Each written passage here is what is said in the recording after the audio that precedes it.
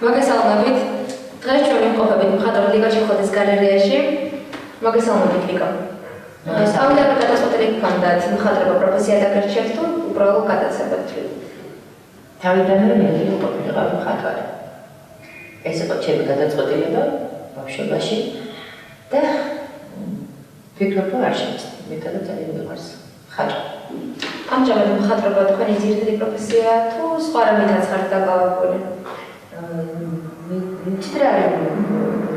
სულ ხარტა უბრალოდ ეს შეიძლება იყოს მინაქარში ხატვა, ეს შეიძლება იყოს ფერწერა, ეს შეიძლება იყოს ილუსტრაცია, გასწავლი ხელოვნებას და ხატვა სკოლაში, ვაკეთებ თექას, ვაკეთებ ბატიკას, რა ვიცი, ილუსტრაციებს ვაკეთებ ბავშვების წიგნებისთვის და ვაკეთებ კიდე ზოგადად ილუსტრაციებს როგორც მწერლობაში, ასევე შემიძლია ვთქვათ პროზაში, ლექსების ილუსტრაციებიც კეთდება, ამას იმიტომ მიჯნავ, ეს არის სხვადასხვა დამოკიდებულება. სხვადასხვა დამოკიდებულება, იმიტომ რომ რასაც გეუბნებია, რომ ასურათებ შენ საყვარელ, ვთქვათ, რომელიმე თუნდაც ღარყარს, ან თუნდაც წიგნს შენიშნა თითოეულ გმირს და შეიძლება ოცნებადაც გქონდეს გადაქცეული, მაგრამ თუ გეუბნებია, რომ აი ეს მოდის ავტორი და გეუბნება, რომ აი ეს ჩემი ლექსებია და მინდა რომ ილუსტრაციები გამიკეთო, აი გადაწყობა ხდება ხოლმე, იმიტომ რომ გაითავისო მისი ლექსები, ხათაშორის უნდა შეიყვარო, უნდა დაინახო, სულიც უნდა იცნო ხანდახან რომ რაღაც გამოგივიდეს კარგი დაღირებული. ჩვენ ვიცით, რომ ასევე თქვენი დიზაინით შეიქმნა ორდენები, რომელთაც TBC ბანკმა მრავალშვილიანი დედები დააჯილდოვა. მაყოფილი ხართ თუ არა შეტევით? ძალიან მაყოფილი ვარ, იმიტომ რომ ეს იყო ძალიან ლამაზი ისტორია დაწყების. აი როგორც კი იდეა წამოვიდა და აი მასე რაღაც საუბარი შედგა, უფრო ხედავდი როგორი უნდა ყოფილიყო. მაგრამ ერთი ზუსტად ვიცოდი რომ უნდა ყოფილიყო, არა ისეთი ბებიებს და ბაბუებს რომ ჩვენსაც შედახული რაღაც კანადებში და ზოგ გამოიტანენ ხოლმე სასწავლო დღეებში და ესე გვაჩვენებენ. მინდა ყოფილიყო ყოველდღიური სამშვენისი ქალებისათვის, რომლებიც რაღაც საყვარლად გაიკეთებდნენ ამ ნამუშევარს და არ იქნებოდა ძალიან დაბრანჭულები და არა, თან მინდოდა რომ ყოფილიყო შესამჩნევიც, იმიტომ რომ TBC ბანკის ფერებიც გავითვალისწინე და არა იმიტომ რომ აუცილებლობას მოითხოვდა. ძალიან მოუხდა, იმიტომ რომ შვაში არის შვეშანი გაკეთებული, რომელიც ღვთისმშობლის საყვარელი ყვავილი არის, ასოცირდება დედასთან, ცისპეტაკესთან, რაღაც მშვენიერებასთან. ეს რაღაცა მინაქარში არის გაკეთებული კი, ვერცხლისებრხელ ორდენები არის, აწერია უკან TBC ბანკი და ეს მარტივად დედას, ეს მოგზაურებული ნამუშევარი არის. და ყველაზე მთავარი იყო, რომ აი გადაცემის დროს მე უცოტა უკან ვიდექი და ესე მეძებდნენ თვითონ ეს დაჯილდოებული ქალბატონები და მოდიოდნენ გულში მეხუტებდნენ და TBC ბანკთან შეხებაც მაგალ მისი მომხმარებელი ვარ, ასე ვთქვათ და ძალიან ბევრ ბანკში რომ შევსულა თანამშრომლებს რამოდენიმე შემიჩნევია. და ძალიან საინტერესო არის ერთი რაღაც, იმიტომ რომ თვითონ ეს ნამუშევარი მინაქარში არ არის მსუბუქი. ნუ სადღაც საკმაოდ წონიანი ნამუშევარია და ცოტა ეს უხერხულია ხოლმე ხანდახან ეს მსუბუქ პერანზე უკეთია და ესეთი აქვს რაღაც ჩამოკიდებული ვით არის, მაგრამ იმდენად ეთყობა მოწონთ, ალბათ მოწონთ, რომ უკეთიათ ძალიან სიყვარული და მე ძალიან მახარებ რა თქმა უნდა. ეს არის კარგი შედეგი, როცა აკეთებ და უყურებ, რომ ატარებენ სიყვარული. თქვენ ვფიქრობთ, რომ ისეთი გამოვიდა, როგორცაც ელოდეთ, ხო? მე ვფიქრობ, რომ გამოვიდა ისეთი, როგორც ჩავიფიქრე, კი, გამოვიდა ისეთი. როგორ ფიქრობთ, თქვენი თავის მიმართ კრიტიკული ხართ თუ არა? აი, რაღაცა აღნიშნე, საოცრად კრიტიკული ვარ ჩემი თავის მიმართ. აი, სულ არ მინდა ხოლმე, იმიტომ რომ პრინციპში ბევრ რაღაცას ვაკეთებ ილუსტრაციებს, გითხარით კიდევაც ფერწერას, ბატიკას, ამ ყველაფერს სკოლაში ვასწავლი, მაგრამ საბოლოო ჯამში მგონი რაერთას არ ვაკეთებ. იმდენად ბევრ რაღაცა მინდა გავაკეთო, ალბათ რომ მგონია რომ ეს არის ის, რაც მე მაგმაყოფილებს. მაგმაყოფილებს ერთია, რომ თქვათ შედეგზე გავდივარ, მაგრამ მეორეა, რომ ძალიან მალე ვიქნები ხოლმე, რომ აი ზუსტად ის გავაკეთე იმ წუთას, რაც მინდოდა, თუ რაღაცა მაინც დავზოვე ჩემი თავი. სულ მაგის ის მაგრამ რა ქვია, აი მოთხოვნა ჩემი თავისადმი, მაგრამ ერთი არის, რასაც ვაკეთებ ხოლმე იმ წუთას. ალბათ მეტი იმ დროს არ შემიძლია, თორე უბრუნდები და უბრუნდები ერთ და იგივე თემას. ან ერთ და იგივე ნამუშევარს შემიძლია ძალიან ბევრჯერ მიუბრუნდე. გადავხატო კიდევაც ახლა ეს მხატვრებისგან ალბათ არავის არ გიკვირთ, იმიტომ რომ დაიჩოლებრივი მომენტი ეს ემოციას ყვები უწევს, შეგოს გადახატო მთელი ნამუშევრები, ან მიაბრუნო საერთოდ და დიდხანს აღარ მიუბრუნდი ამ საქმეს. კრიტიკული მოკლედ ძალიან ვარ ჩემი თავისადმი. მქონეს თორე ის შემთხვევა, რომ ნამუშევარი თვითონ არ მოწონებია თქო, მაგრამ საზოგადოებას აღნიშნია, რომ ერთ-ერთი თქვენი ყველაზე კარგი ნამუშევარი მქონია თორე ის შემთხვევა. არა, და გაგარებული დარჩენა. კი, რამოდენიმეჯერ და ხანდახან არის ხოლმე, რომ აი სახეზე შემოწყობა ხოლმე, აი რა მოაწონათ, ხო თქვა და ეს, იმიტომ რომ მაგ რამოდენიმე ნამუშევარი, სადღაც 15 ნამუშევარი არის, მაინც განსაკუთრებულად ძალიან ძველი ფასით ჩემთვის, რომელსაც არასოდეს არც გავყიდი. და მგონია, რომ აი ეს თან უნდა გამოვყვნენ ეს ნამუშევრები სიტყვის ბოლომდე უნდა იყვნენ ჩემთან.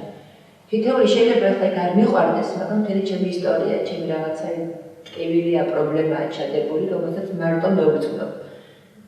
მხატვრობას აქვს ერთი საოცარი აი თვისება. მხატვრობას კი არა, ხელოვნებას საერთოდ რა, როდესაც აკეთებ რაღაცას არ უნდა იყოს მასთან ძალიან მართალი რა. აუცილებელი დამოკიდებულება არის. ყველაფერთან ესე უნდა იყოს, მაგრამ ხელოვნებაში ძალიან ძაფად იქცნება ხოლმე. დოჩენაშვილს აქვს ესეთი ფრაზა, ჩემი საყვარლის მწერალია, რომ დაგოძგული ხარ რა, ეს უნდა დაგებართოს რა, უნდა მოგანატროს ნამუშევარმა თავი. და უნდა ვთქვა, რომ არ არსებობს დიდი და პატარა რაღაცა ესეთი კილო, ზეთი, რომელიც ძალიან მოთხოვნადია, კილოზეა, ზეთია, მნიშვნელობა არა. ნამუშევარი, რომელიც მეორეჯერ განახილებს თავს, მესამეჯერ და მეოთხეჯერ, მე ვფიქრობ, რომ ეს უკვე ხელოვნებაა. საინტერესოა, რომელი მხატვარია თქვენთვის შთაგონების წყარო? მოდელიანი. მოდელიანის ნამუშევრები ვნახე, პატარა ვიყავი ძალიან. მახსოვს არ ვიცი, პირველ თუ მეორე კლასში ვიყავი სკოლაში და იმდენად ჩემი მეგონა, რომ ბავშვების დახატული იყო და ვიღაცა ბავშვი იყო მხატვარი. ეხლა სკოლაში ვასწავლი მე. ბავშვებთან შეხება მაქვს და ზუსტად მე გამახსენდა, რომ რაოდენ მართალი არის ეს ადამიანი თავის ხელოვნებასთან. აღმოჩნდა კიდევაც ეს არის ძალიან მთავარი, აი უმთავრესი. ყველაფერთან იყო, აი ეს პირდაპირი უშუალო, რაც გინდა აკეთო ის.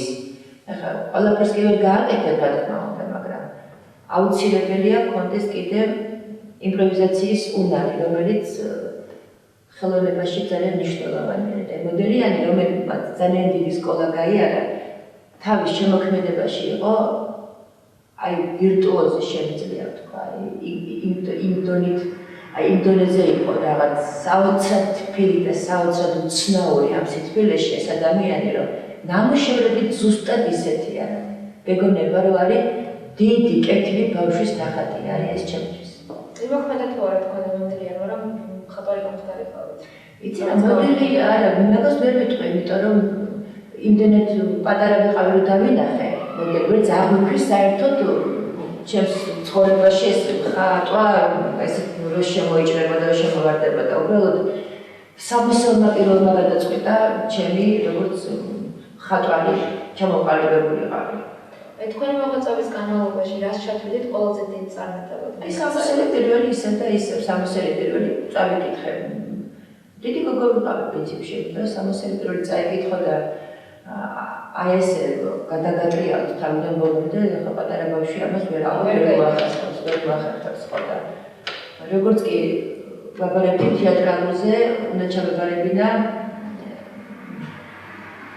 ოპერატორი ყოფილიყავი, ძალიან დიდი ოპერატორი ყოფილიყავი რა და მის ცოტა ახლო ძალიან მსგავსებარი ოპერატორთა მხატვარს შორის რა ეს კადრის შეცნება ეს ყველაფერი ძალიან ახლოა მაგრამ სამოსელმა პიროვნა ეს თითქოს დამიწახა რა შენ უნდა დაასრულა და ისიც მოხდა რაღაც საოცრებად ჩემ ცხოვრებაში კონკურსი გამოცხადდა და რამოდენიმე ესკიზი გავაკეთე და ისე მივიტანე იმიტომ რომ ვახტანგ გურუ არის აი მისი გაფორმებულია გურამეჩენაშვილის თითქმის ყველა წიგნი ეს არის გენიალური მხატვარი და რომ მივედი რომ დავალაგე ეს ნამუშევრები პირდაპირ ვთხარი რომ ისა თქო ძირით გავეკეცი ვახტანგ გურუას გავლენას თქო რა და ზუსტად ერვიდოდა ჩვენცო და მოხდა საოცრება რომ რაღაც ხუთებს დღეში გამერეკეს და თქვენი ესკიზები დამტკიცებულია და მახსოვს მასე რა ქვია წიგნის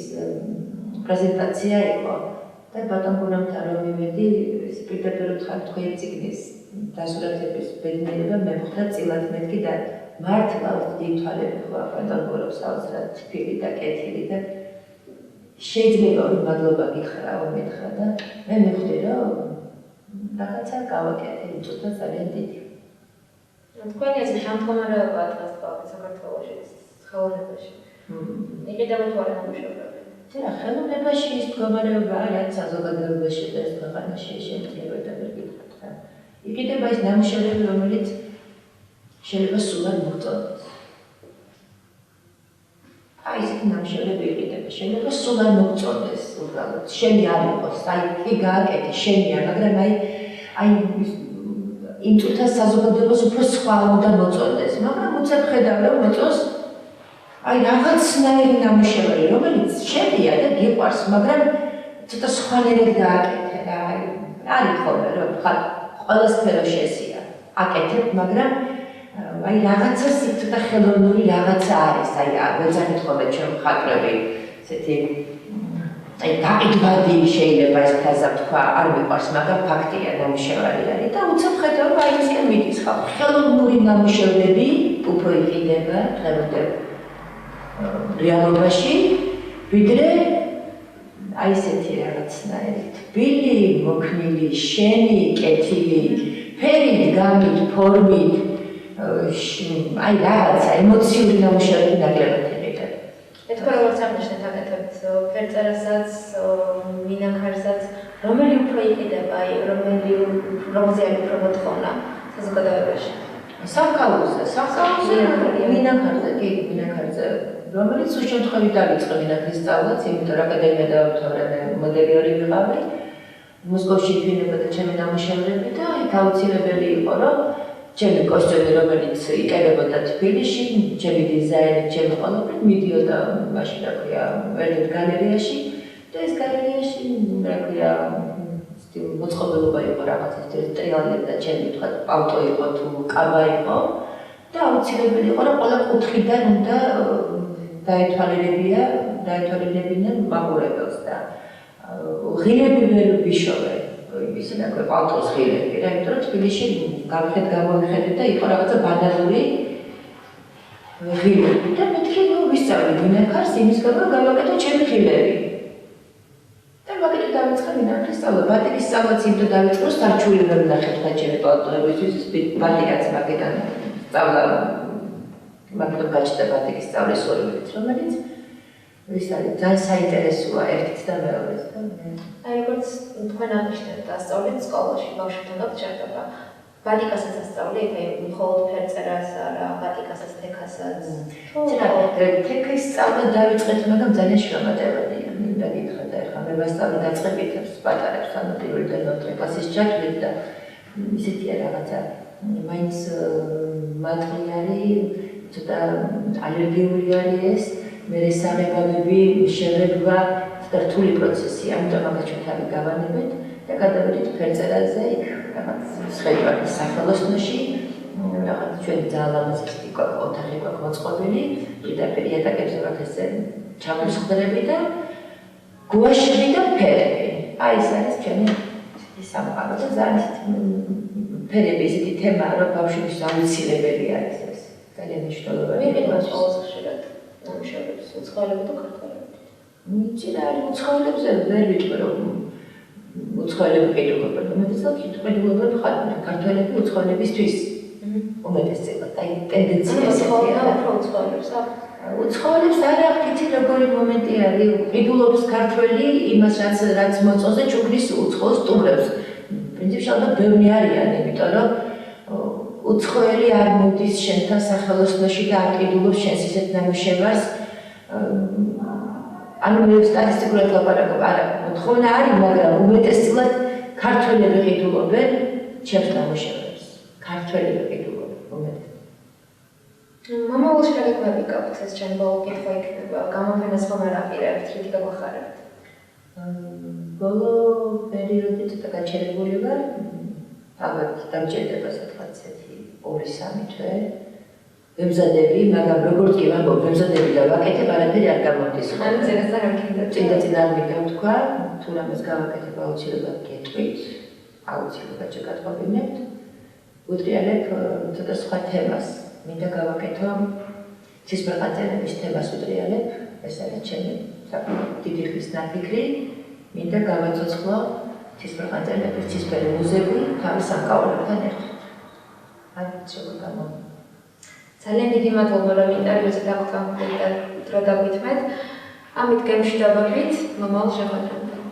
დიდი მადლობა თქვენ მოწვევისთვის.